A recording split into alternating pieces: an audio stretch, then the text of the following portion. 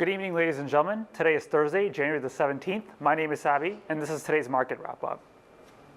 As for our first story, it regards Husky Meg. Husky Energy abandoned its $2.75 billion hostile takeover attempt of MEG Energy after failing to win support of its shareholders. MEG shares have dropped by as much as 40%, their biggest decline ever. Husky's stock price has risen as much as 15%. The MEG's chief executive officer, Derek Evans, said Thursday that the bid's failure confirms that it did not recognize the company's full value, adding that the company will update its 2019 business plan in the near future. Our second piece of news comes from Fossil and Google. Fossil shares rise more than 10% after Google announces that they will be entering a deal to purchase $40 million worth of smartwatch-related technology. This includes both personnel and intellectual property from the company.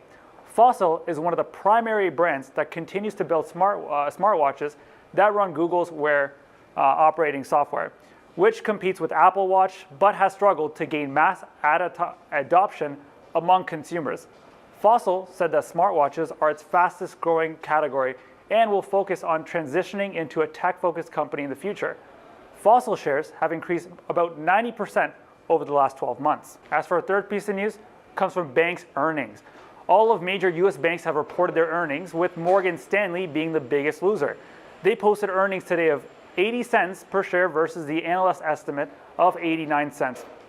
The firm posted the weakest fixed income trading results compared to its peers, which a 30% decline in revenue for the business segment. Morgan Stanley shares have dropped 6% today and 24% over the last 12 months. Morgan Stanley's CEO James Gorman said that 2018 was a great year that finished on a disappointing note.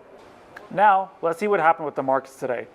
The North American markets are up, with the Nasdaq is up almost 1%, and the TSX and the S&P 500 both posting positive results. The European markets are relatively flat for today. Now, moving on to the Asian markets, the Hang Seng Index is down by about 50 basis points, all while the ASX and the Nikkei index are virtually neutral. In terms of currencies, the Canadian dollar demonstrated some modest gains. Regarding commodities, WTI and Brent crude oil is up slightly, with gold posting some modest gains, with copper rising about 1.5%.